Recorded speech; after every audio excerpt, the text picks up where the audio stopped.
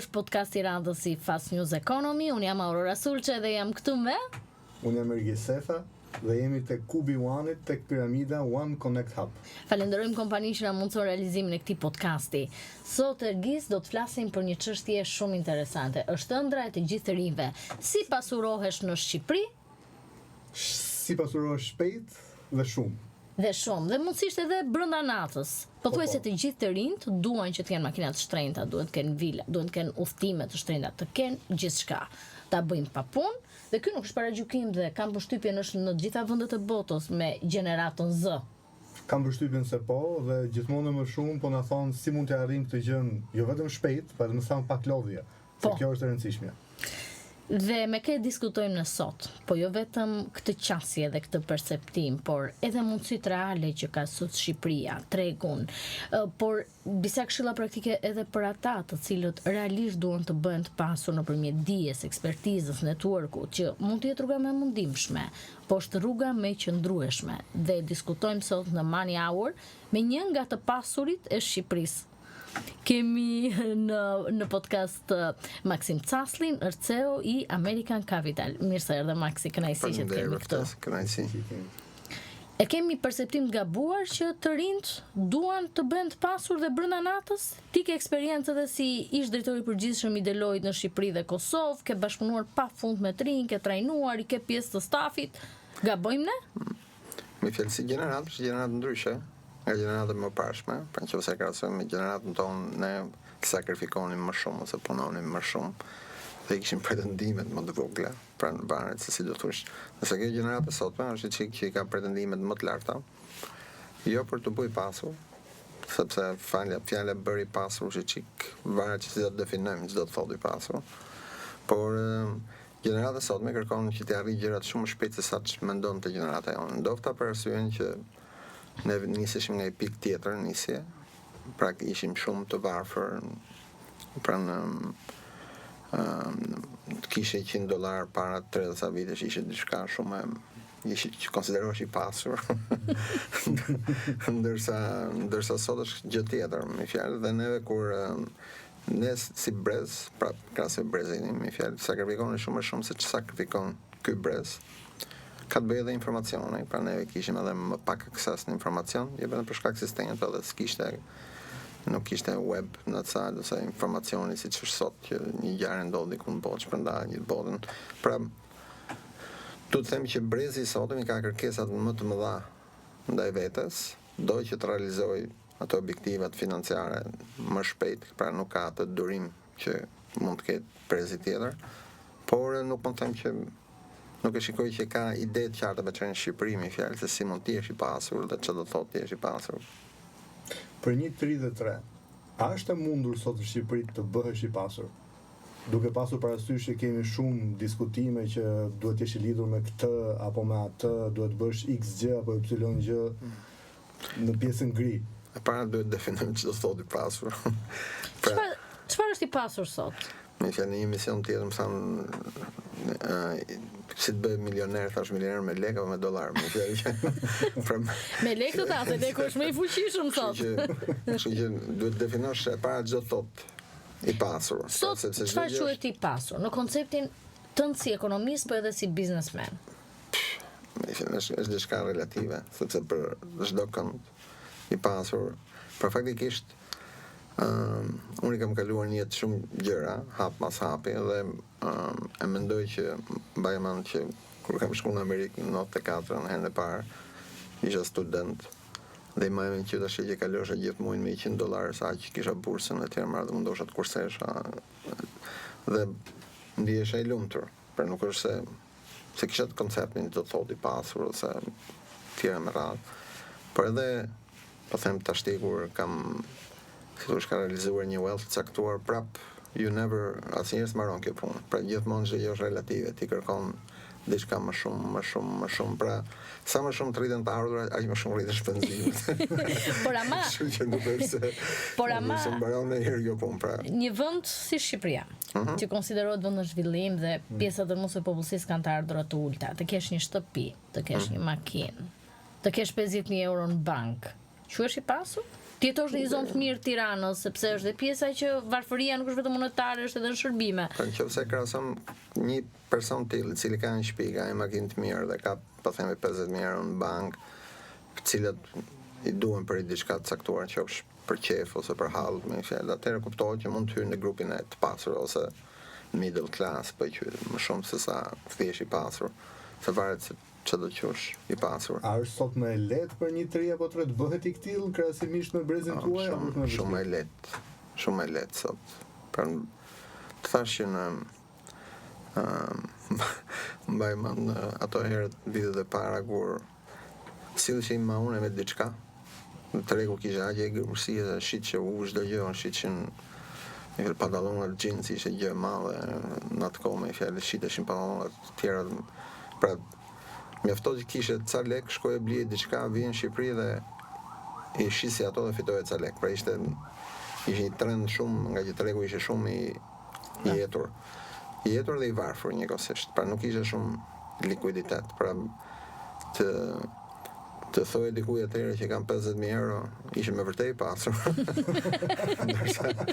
ndërsa sot sigurisht sepse shtëpia e blej atëherë 100.000 lekë. Ndërsa sot shiko makinat që dalin nëpër rrugë, me fjalë Janë disa prej tyre janë disa fish, shikon disa prej tyre janë brezëri, me fjalë mundet mos i kenë nga punët e tyre, kanë nga prindërit, po jo vetëm. Po jo vetëm, po e shikon që ka tjetër dhe njëkohësisht ke edhe këtë që sot kufit pak a shumë janë zhdukur ose janë bërë minimal, kështu që njerëzit shkojnë nëpër botë, për nuk është më shkojmë në weekend në Rom ose shkojmë në weekend ku dijon Londër ose Stamboll ose tjera më radhë, ti fillon e shikon pjesën tjetër të botës si është, tjera më radhë të rriten kërkesat. Pra normalisht në kohët e mëparshme, po themin, kur ishim ne të dili jashtë ishte gjë e madhe, me fjalë mashë mend, për ishte një eveniment, ndërsa sot ti të teket të hyp avionit vap, veçanërisht me çmimet e sot me avionave, me fjalë janë low cost. Low cost, me fjalë faktikisht sot kushton më lirë që të themi të shkosh në Rom, se sa të shkosh në Sarand. Po të shikosh. Ka trafik, e le benzinë rrugës lekët. Po trafiku do pa, po themi 100.000 lekë vjetër aty nuk shkot dot Sarandë të kthehesh, nëse në Rom me 20 euro shkon dhe kthehesh me fjalë me avion. Kështu që 80 euro kurseve direkt. Edhe hotelet po ta shikosh nuk është se janë në diferencë madhe çmimi, mund të jesh më lirë në Rom se sa në Sarandë në shumë raste. Kështu që po të shikosh Shqipëria nuk është më pjesë e izoluar, është pjesë e një diçka e të madhe. Dhe njerëzit kanë gjitha këto kërkesat sipas kësaj bote, nuk është më sipas Shqipërisë kërkesa. Dhe kjo është arsye që brezi i ri ka kërkesa më të larta, jo sepse don të jetë i pasur, se tash fjala e pasur është çik me p të madh. por me fjalë ka kërkesa të cilat do të jetë i barabartë me si të bashkëmoshatarët e vet të vendeve të tjera. Preferojnë të lodhen apo zgjedhin rrugën e shkurtër dhe kë kanë model? Kanë çunat e Londrës, çunat e Dubait? Më thonë drejtë, nuk s'kam shumë kontakt me çunat e Londrës, Dubait që ta di, po flas lodhen, nuk është se pra e çuditshme është që faktikisht kur shkojnë jashtë lodhen më shumë.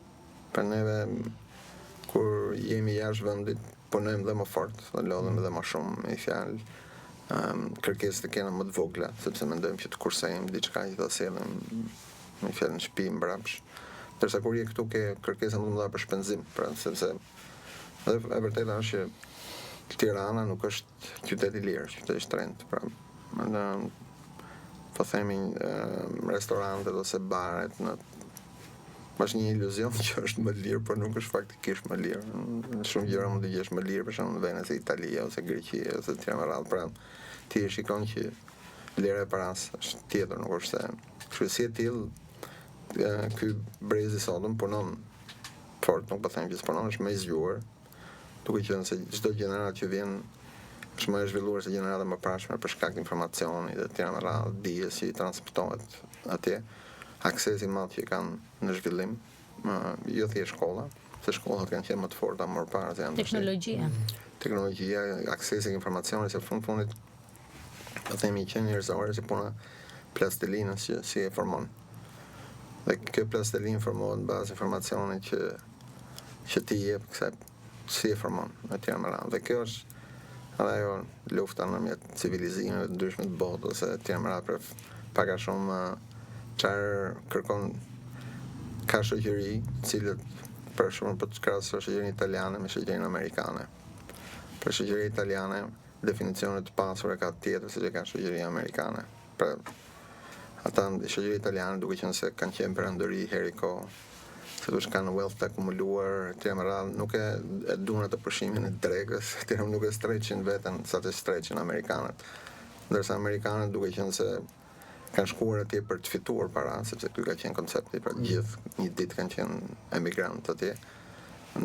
Kanë asnjëherë sky is the limit, kupton, pra gjithmonë edhe kur bën muhabet fundjavë me dikë, bën muhabet biznesi sa good business i dit në këtë mënyrë ose në atë mënyrë sa fitoj këtu e sa fiton atje. Çdo gjë është unë them që if you want to make money, është Amerika. If you want to enjoy life, është Italia, më shël, se po në Shqipëri flitet për biznes, për biznes, për para, apo flasim ndryshe për paran? Flitet në Shqipëri, më fjalë, po jo në atje është tjetër formim në kur vjen puna ke biznesi, pra ka energji çdo gjë dhe Shqipëri flitet, po Shqipëri flitet më shumë për problemet që kemë biznes se sa parat që bën biznes. Pra ne këtu bashkon halli më shumë se sa vetëm ankohemi. Po mos ndoshta nga që këtu është më vështirë të bësh biznes se sa atje? Ja, of course. Këtu është shumë më vështirë të bësh biznes se sa në Amerikë. Me fjalë normalisht nga se vjen. Nga se vjen kjo, mendon se vjen kjo që është më vështirë. Po sepse gjithë shoqëria para është më e pa zhvilluar për sa i përket mënyrës mentalitetit bëret biznes. Dhe pra ne jemi më kryesisht tregtar që jemi mësuar që blejmë diçka me 2 lek, ta shesim me 3 lek, fitova 1 lek dhe dikush futet mes të ai shiti me 2,5, ty me 2,2, në fund shesin të dy me humbje. Me fjalë nuk kemi atë konceptin e investitori që po investon diçka, arsyeja që hyn në biznes nuk hyet thjesht me fitu lek, hyet që të kthesh mbi kapitalin që ti ke investuar. Dhe është komplet ndryshe tjetër mentaliteti. Këtu tash i futet edhe kjo mentaliteti i shtetit tu, i cili natyrisht duke qenë pjesë e kësaj shoqërie s'ka si të jetë ndryshe. Edhe bën edhe më të vështirë këtë. Pra ti ke Kosovën që është i njëjti komp, është komplet tjetër situata e ambientit biznesit në Kosovë. Ka disa nga smundje që i ka dhe ke shoqëri këtu, po është tjetër gjë me fjalë. Ndërsa këtu duhet luftosh me të gjithë. Nuk ke luftën vetëm me konkurrentin, e kemi shumë të tjerë. Pra këtu mendojnë më shumë thonë se të hanë për nesër se sa të mendojnë afatgjat për muajin tjetër. Mendimi afatgjat nuk ekziston, por edhe shikojnë se si të haj bukën tate më shumë se sa si të krijoj bukën time, e kupton? Pra është më shumë në këtë aspekt. Edhe brezëri sipas jush mendonin se drejt kësaj rrugë është apo po ndryshon disi? Pyetje me vend, nuk e vërej këtë e njëjta ke brezëri, por nuk ka si të shpëtoj nga ky infeksion edhe brezëri, më kupton? Pra, sepse shifrushi rushën dhe pijë me fjalë. Pra ti do shikosh si bëjnë biznes tjerët, e ke të vështirë të pra për të njëjtin arsye që thash që brezëri ka më shumë informacion. Kuptohet që kjo e keqe është më e vogël sepse ai shikon mënyra të tjera se si mund të bëj biznes. Ndërsa nëse do rri vetëm izoluar ke kjo këtu, natyrisht do infektohet nga mënyra mentaliteti gabuar më fjalë vjetër. Bësh do t'i pasur pa ndihmën e qeverisë? Apo bëhesh më lehtë i pasur me ndihmën e qeverisë? Me ndihmën e qeverisë patjetër që bësh më i pasur, po bëhesh i pasur pa ndihmën e qeverisë. Pra, me fjalë kjo e dyta është rruga më e mirë në gjykimin tim. Paktën nga pikësimi personal, nga gjykimi personal, nuk është se për arsye se qeveritë ndrohen, pavarësisht se këtu s'po ndrohen. Ne kam fjalën që normalisht sot është njëri tjetër është tjetër, s'ke pse var biznesin tek qeveria. Good for business kur vazhdon në një qeveri. Yes, exactly. Ndërsa nëse ti ke biznes që varesh nga qeveria, kuptohet që qeveria duke qenë se është 20% e GDP-s, është ai që fut kesh më të madh dhe këtu është një ambient relativisht i nivel larg korrupsioni që në qoftë se në anë e duhur të korrupsionit mund të pasurohet shpejt, pa kjo nuk është rruga e duhur sepse ajo çdo gjë drejtësia me fjalë vonon po s'harron me ardh, kështu që Këtë pasurit e pasur të Shqipërisë, ata cilët janë në top, on top, janë bërë të pasur mendimin e qeverisë apo e kanë dalë vetë? Në qoftë se ti në mendjen tënde do rëndisje 5 shën kryesore. Nuk po themi emri. Sigur, me fjalë ka të pasur të Shqipërisë që janë bërë pa ndimin e qeverisë. Ata që janë më të bujshëm të pasur në Shqipëri natyrisht që kanë pas ndihmën e qeverisë, por ata nuk është se e kanë nis mendimin e qeverisë. Pra, janë nisuar rrugës. Po, një farë mënyrë ato kanë nisur biznesin në mënyrë private, siç e kanë nisë gjithë tjerët, janë pasuruar, kanë qenë suksesshëm deri në nivel caktuar, dhe pastaj janë puqur interesat, sa dhe qeverisë i është puqur interesat me ta dhe ata me qeverinë, dhe në një farë mënyrë të dy kanë pa interesin e njëri tjetrit dhe kanë ecur në një hap më tej dhe kanë zhvilluar dhe më shumë dhe kanë përfituar dhe më shumë. Po nuk është se më që më vinë mend me fjalë të rrallën ose nuk shoh në një që të ketë nis çdo gjë nga qeveria, që nisi nga qeveria dhe zhvillu nga qeveria dhe pastaj ka lënë biznes privat. Ka qenë biznes privat, janë afruar me qeverinë për arsye tjetër, kanë rritur edhe më shumë pasurinë e tyre për shkak të lidhjeve me qeverinë dhe Sot ua ka qeveria nevojën oligarkëve apo oligarkët qeverisë? Të dy kanë nevojë për njëri tjetrin. Mendoj që nuk e di ç'tem se nuk jam në atë, nuk e di çfarë nevojë mund të ketë oligark për qeverinë. Pra faktikisht nëse do bëj një zhvillim caktuar, natyrisht i duhet rrugat i vi aty afër dhe kjo e bën që do kesh nevojë për qeverinë. Qeveria për oligarkët thjesht varet në çfarë nuk kupton qeverinë, nëse kupton qeverinë që pjesën e shëndosh, po themi, e cila do që të zhvillohet vendi e tjera me radhë, natyrisht që koncentrimi i kapitalit ndihmon dhe bashkëpunimi me po themi me oligarkët ose me pjesën e pasur të shoqërisë, po themi, ndihmon që të zhvillohet dhe më tej, të realizosh ato objektive dhe vetë të cilat nuk mund të realizoje pa ta në këtë aspekt. Nëse në qoftë se shikon pjesën e korruptorë të qeverisë, është tjetër mesele, natyrisht dhe aty kanë nevojë për njëri tjetrin. Në qoftë se do jepni 3 këshilla një të ri apo të reja sot që do të nisi sipërmarrje, pra nuk do të punësohet, po do të jetë sipërmarrës ose sipërmase. Çfarë do sugjeroni? E para duhet ai duhet përgatitet humbas. Pra asnjëherë nuk fiton nëse s'përgatitesh për humbjen në një farë mënyrë. Përgatitesh që do jetë sfidë e madhe, pra ne po them që përpara nuk është aq e thjesht. Për lek nuk fiton aq kollaj, nuk ka. There's no free lunch in this world. Kështu që nuk ka lek kollaj. Pavarësisht kështu që nëse do bësh i pasur ose do të jesh suksesshëm, duhet mendosh që do jetë një rrugë gjatë me sakrifica. Tjetra është që duhet vrasësh mendjen që çfarë do bësh. Pra sepse mund të ketë tundime që të merresh me aktivitetet pista për të bërë shpejt i pasur. Është gabim se merr jetën në qafë, me fjalë në atë aspekt. Ne mund të ketë shumë të tjerë që mund të jenë më të pasur për shkak të asaj, por edhe ndiqojmë të që ndodhin incidentet e vogla majtas djathtas. Pra, this is not a life, or nuk është, se më thonë, nuk është ajo që duhet të bësh definimin e pasur. I pasur nuk bën leku. Pasur bën që ti ke arritur diçka dhe e krenar për atë që ke arrit. Dhe kjo pastaj konvertohet në vlerë monetare, e cila të plotëson ato dëshirat e jetës që janë gjithmonë relative dhe asnjëherë s'mbaren, se gjithmonë hapet i çarçafi. Ku mund të investosh sot në Shqipëri?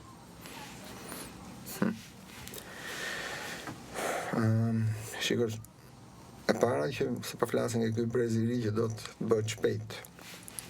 Pra edhe këtu a diskutim definicioni. Po, pra, Shqipëria është i vend i vogël dhe që ti të bëhesh, po them, milioner me dollar, jo me lek në Shqipëri, duhet të mendosh diçka që ka lidhje me jashtë, jo thjesht me tregun këtu, sepse vetë tregu këtu është shumë i vogël, është shumë kompetitiv, shumë siç thanë ambient me rregulla jo të qarta ose që ndryshojnë shumë shpejt gjatë rrugës edhe ti ke vështirësi do përplasesh me kështu duhet mendosh diçka që ti shfrytëzon Shqipërinë ose nga Shqipëria bën një treg jashtë Shqipërisë edhe këtu teknologjia është ajo që you can do it me fjalë dhe faktikisht me teknologjinë ti ke akses në gjithë botën qofse ti arrin bën invent diçka nga Shqipëria pra natyrisht që duke qenë botë ose jashtë Shqipërisë si thosh your mind get open ose ti think më shumë out of the box pra qofse do rish vetëm në ambientin e Shqipërisë ti ke çik kufizime që se mendon vetëm këti boksit tu dhe mendon që vetëm duke bërë të bar restorantin ose farmacinë atje ti mundet të bësh i pasur kupton pra nuk është kjo ndërsa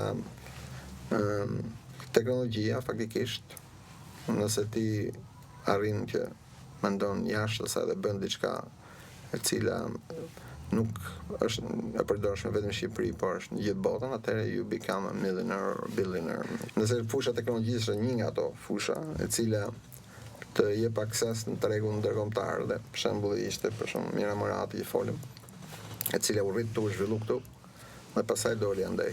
Dhe edhe në veten time them që unë edukimin e kam pas në Shqipëri faktikisht dhe kam dalë inxhinier këtu nga Shqipëria dhe formimin e kisha këtu dhe kur ato dali dhe para jashtë kisha ato testin se mendoja që ne ishim më pak të zhvilluar po e vërteta ishte që ne ishim se më shumë të zhvilluar sepse shikoja që qoftë në universitet në atë kohë 3 kompjuter kishim edhe kurset e radhën nuk shkosh mas në banjë se po të shkosh në banjë nxjerrëshin kompjuter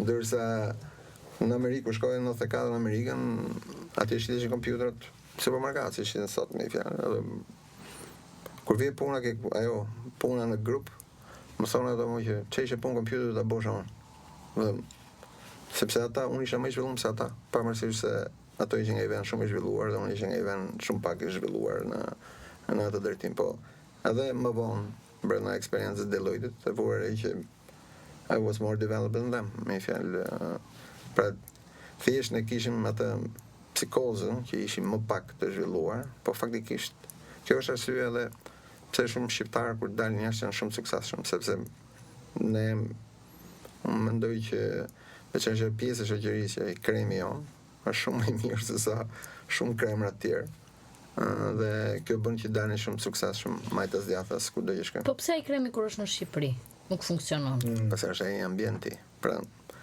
shiko, ambienti biznesi është puna ti merr një fidan, një pemë. Apo ta mbjellësh në Lushnjë ose po ta mbjellësh në Tropoj, nuk ujsoj. Pra, në Lushnjë ka ambient tjetër, ka tokash më shëndetshme, temperatura më ulët, ka më shumë ujë, tjera më radhë. Është në mal është tjetër gjë. Pra, identik është me ambienti biznesit. Pra, në ambient biznesi kur ti rregullat e lojës janë jo të sakta, kur ti s'do kujdesesh vetëm për klientin që ti plotësosh qefën, por duhet kujdesesh për konkurrentin që e ke në çdo vend tjetër, por duhet kujdesesh për shtetin, duhet kujdesesh për ndryshimin e rregullave, duhet kujdesesh për atë po themi keqbërësin, po i vej emër që janë më shumë në se sa pra ti nga do që të kërkosh ndihmë, ti gjen sulm nga shteti, gjen sulm nga ky aty, ti jeni një që prandaj shqiptarët kur dalën dhe shpërthejnë sukses sepse ata jam mësuar këtu që ecën me marshën e dytë, po japin gaz si me marshën e 5. Dhe kur shkojnë andaj, vazhdojnë japin alarmën me marshën e 5 dhe ecën direkt me 5 se nuk ka njëri që t'i pengojë, nëse këtu të pengojnë, me fjalë vetë ambienti të pengon. A është demotivuese kjo për të rinjt? Ambienti, jo. Shikoj, me fjalë fundit ky është vendi jon. Pra unë jam si shqiptar dhe amerikan, po ndihem më shumë shqiptar dhe mi them mënyrën kur je këtu you feel it. Prandaj për shembull nuk e gjen kët po themi kulturë që kemi ne, kët natyrë, kët ushqim. Pra fundit janë ato po themi shpirtrat e parëve tanë që na thresin që këtu this is our place, e kupton se në fundit jeta nuk është thjesht bopare, se gjithë E thon zakonisht ata që kanë parë. E shikon duket. E shikon ti vera, ato që kanë më shumicë tonë, po s'është çështje numrash, s'është çështje parash. I know, sepse kam qenë në njëjtën pozicion krahun tjetër dhe unë ato fillimet e mia mendoj çan këto budallin që kështu e tjerë më radhë, se pari ishte gjë, por nuk është, e them që nuk është, sepse çdo gjë në jetë është relative. Pra të thash që unë në 94 në kalosha muaj me $100 dhe isha i sër luftë si jam tash. Pra nuk është se edhe prap më fjalë nga herë kur diskutojmë nga ato punët e biznesit ose në familje që u prit se kujdes se mund ta ndodhi kjo, mund ta ndodhi ajo e tjerë më radhë se jeta është e gjatë. Them s'kam frikun, shkoj prapë $100. Ja dali me $100. Bravo, derisa kam dalë herë, dal prapë, se kam problem. Pra zerot mbas 100-s nuk është të ta shtojnë lumturinë aty që të Pra është thjesht se problemi është se kjo si punë gare. Që ti shtoj 0, por ka i tjetër 2 0 më shumë. Edhe ti në krahasim atë tjetër, pra thash çdo gjë është relative. Pra ti gjithmonë rëndësishme është që si i bën parat. Dhe në fjalë what you leave behind, or çfarë lëm brava. Pra kjo ka më shumë rëndësi, sepse ne mund të shkojmë në kazino, edhe po të shikosh ata edhe në Amerikë ato shumica të tyre që janë bërë multimillionaire, me fjalë me kazino ose Lorja Fati, gjithë ose shumica të tyre kanë ndodhur jo vetvrasje, jo kanë përfunduar shumë keq të tjerë me radhë arsye sepse ai nuk e menaxhon dot. Shumë të bukur ishte që nuk e di sa e vërtetë është ma tregoi shoku im dhe ishte njëri që kishte aty afër Rinasit një kiosk edhe bëri shqiptar, bëri diçka aty, edhe merri dikush ja bleu dhe i dha 2 milion euro këtij më fjalë, flas para 10 vjetësh. Edhe ishte shumë lekë, më fjalë, kuptova ky bam pum shkoke këto lërat e fatit. Edhe merra 6 muaj që humbi gjitha kë. Këto lekët, me këto budalli që shkojnë ne prish lekët, se si shumë shumë lekë. Edhe ata që ke fshati thon këto të tjerë, i thon, ore ti thon si ri humbë 2 milion ti. Ai thotë ke pas një herë 2 milion ti apo s'ke pas. Po çat boshë me to. Pra shqetësimi ti ishte në qëllë që i kishte fitu kështu në mënyrë të shpejt pare, pa i kuptu si i fitoj, atëherë ishte shqetësim që qatë bëmë të me to. Ndërsa unë mund të një gjë tjetër që shikoj në ëndër para disa vitesh, që kisha fituar 1 milion euro. Dhe në ëndër fillova të bie llogarit. Si do t'i shpenzoja? Bëllajt, timeti që në atë kohë ishte gjallë, dhe fillova t'i shpenzoja në të formë për t'i bërë të gjithë njerëzit që kisha afër vetes të lumtur. Dhe pash 1 milion euro nuk më dilnin. Dhe kur u zgjova të nesër në mëngjes, ju them, përfundimisht me 5 ja dalin. Po. Ne jam sigur që po të bësh analizën e 5 zotës nuk dil kam prapë. Dashka me 5. Sot nuk dalin as 5, është e sigurt. Po ja, it's a human being. Pra në një farë mënyrë, ne si shoqëri, para 90-s, kemi qenë shumë më të varfër nga ana financiare, por kemi qenë më të lumtur. Sepse neve expectation is so down, që ti më fjalë s'kishe përshmëri fare. Dhe mbaj mend kur në 91 hera parë që dole jashtë, isha nga Universiteti i Finlandës, ishte 500 vjetor Universiteti i Finlandës. Dhe më rrethon ato si UFO, si isha la. Më duket se ishte java që ndryshoi sistemi apo një javë përpara diçka tjetër në atë kohë. Edhe pyetëm mund ta sillsh se në Shqipëri. Mirë. Më fjalë se si mirë tonë. Po mirë, më fjalë se edhe me vërtetë që nuk është se po gënjeja, ashtu mendoja, më fjalë, nuk është se po gënjeja, nuk është se mendoja se unë ashtu mendoja, që mirë, se mirë është vetë fjalë relative, çdo të thotë mirë. Më fjalë mirë është 1 milion, 2 milion, 1 euro apo 100 milion, çfarë është mirë? Më fjalë çdo gjë është relative. Kështu që në të vërtetë në atë kohë expectations e gjithë shoqërisë ishin shumë të ulta. Dhe ne ishim më të lumtur. Pra kënaqem se hashim bërzolli herë në javë. Po ishim gjithë të lumtur. Po kjo s'do të thotë që ne të rrimë me pritshmëri të ulta. Jo. Tash edhe me dash nuk rrim dot, sepse aksesin informacioni. Në atë kohë s'kishim informacion. Pra ne ishim brenda asaj. Pra truri jonë ishte formatuar në mënyrë që mirë do të thotë kjo. Po.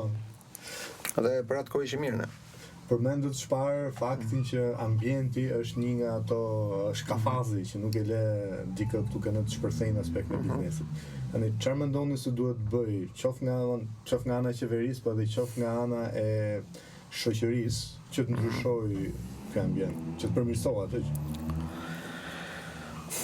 Le të nisim nga shoqëria, se qeveria me fjalë është pjesë e shoqërisë, qofse shoqëria vetë ka mindsetin e gabum, s'ka si ta ketë qeveria me fjalë. Po ajo që ne duhet puna parë që është që biznes nuk bëhen vetëm. Pra ne për drejtë shikojmë konkurrencën tek njëri tjetri, nuk e shikojmë bashkë kundrejt të tjerëve. Kupton? Dhe kjo është ajo kryesorja që ne si komp na rëndon. Ndofta ka të bëjë diçka me gjenetikën tonë, sepse po të ta çosh historinë që në Skënderbeu, ajo me thupra e tjera me histori nuk është kot. Për që atëherë ti kishe këtë si problem. Dhe po të shikosh, ne kemi qenë këtu që më parë, që Zoti na ka sjelltur që kod me fjalë dhe gjithë to principale shqiptare në çdo pse se nuk janë bashkuar me njëri tjetrin nga në tjetër më radhë. E njëjta mentalitet është tek biznesi sot. Pra ne shikojmë konkurrencën me njëri tjetrin. Nuk e shikojmë që të bëj ide që dali suksesshëm si ky. Kjo është diferenca kryesore për shembull në Amerikën. Pra në Amerikë gjithë thonë filani, biznesmeni suksesshëm dhe gjithë mundohen si ta kopjojnë që të mësojnë nga suksesi i tij dhe është ai inspiration si të bëhet i suksesshëm. Ndërsa këtu thonë hajduti, ai oligarki, ky kështu, ai kështu, pra gjithmonë, exactly. Pra nuk e shikojnë si merit atij që u bë i pasur, pra e shikojnë si pra mundoj gjithë secili atë failerin e vet ta mbuloj ta faturoj të tjetrit. Ta faturoj që ai tjetri me vërtet nuk është më i mirë se unë, po ai tjetri ka pas mbështetje më shumë se unë, diçka tjetër. Që mund të jetë vërtet, por që s'do të thotë që ai bën sukses. Dhe kjo për do të fillojë shoqëria e para që të mendojë ndryshe. Nga pra ne jemi aq të vegjël sa që të konkurrojmë me njëri tjetrin është turp me fjalën një farë mënyrë. Ne duhet si ta ruajmë këtë kaq të vegjël sa jemi, sepse gjykimi tim me zhvillimet në botë rrezikohemi edhe që ç'dukemi, nëse se kemi mendjen, themi shumë të vegjël si komp. Dhe se sa të konkurrojmë me njëri tjetrin. Pa ndofta tash që edhe kapitali është rrit pranë durët e do fillojnë të idetë që të bashkojnë kapitalin kundrejt tjerëve dhe një kërcënim, po them, pozitiv në efekt është Bashkimi Evropian, sepse momenti kur ne do hyjmë në Bashkimin Evropian, atëherë shumë investitorë të huaj do sulen në këtë zonë, se do tentojnë të hyjnë në këtë zonë dhe qofse do gjejnë biznese të cilat nuk janë të sofistikuar, janë gjithë mendojnë si të fitojnë secili me sa vet pa bashkuar me njëri tjetrin dhe janë shumë pa përgatit me veprimin kundrejt bizneseve të huaja dhe shuhen gjithë me kalimin e kohës, qofse nuk do janë të organizuar. Pra, nga ana ambientit biznesit duhet që nuk jemi në atë kohën e fillimet 90-s kur të gjithë suleshin bazë asaj bukës kush ta kapte, kush ta hante e tjera me radhë, pra you have reached some wealth, pra në për biznes, duhet që të mendojmë tash që si së bashku të bëjmë gjëra më të mëdha. Pra, dhe ky duhet të fillojë mentaliteti i shoqërisë që të fillojmë që të bëhen edhe më të pasur, sepse ne faktikisht duhet të konkurrojmë çdo vend, është konkurrencë me një vend tjetër. Këtë se kuptoj. Pa minimumi me rajonin, le të themi, pra me Ballkanin, po themi si fillim. Po me çdo vend. Pra faktikisht kush është avantazhi të hysh në Bashkimin Evropian? Se gjithë po themi, do shkojmë në Bashkimin Evropian, Okej, për çfarë do shkosh? Do shkosh të kesh akses ke treg i madh. Ky është avantazhi. Po që se i përgatit, çfarë duhet i akses? Se që do shkosh në Bashkimin Evropian, s'ke as i biznes që arrit të shesi diçka në Bashkimin Evropian. Ju jep mundësinë të tjerëve të shesin këtu tek. Thjesht i mi fjali bashkon këtë treg Bashkimit Evropian, po jo se keti në një avantazh. Pra ne duhet që këtu fillon roli i qeverisë, po e lënë tash qeveria, duke pas parasysh që ky është pathi jon, pra nuk kemi rrugë tjetër, ne do i bashkohemi në Bashkimin Evropian, duhet mendohet që si do përgatiten në këtë kaq pak kohë se na ka ngjetë, s'na ka ngjetë shumë kohë. 3-4 vite do hyjmë në Bashkimin Evropian, ne. Për duhet që si të përgatitemi për atë situatë.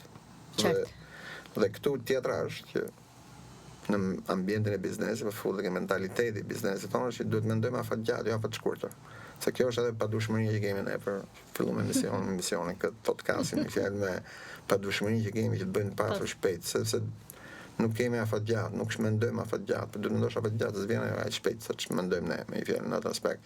Edhe këtu duhet shikojmë që si duket Shqipëria 2030, 2040, 2045, 2050, që të përgatitesh, në shumë gjëra ti jenë konkurrencë me gjithë botën. Pra po të shikosh më të fundit ke për shembull zhvillimet e inteligjencës artificiale, ti kishe për shembull presidentin Trump që ishte në Middle East dhe Amerika big agreements, trillions of dollars me Emiratet e Arab në AI. Pra herë të parë në histori $1 trilion.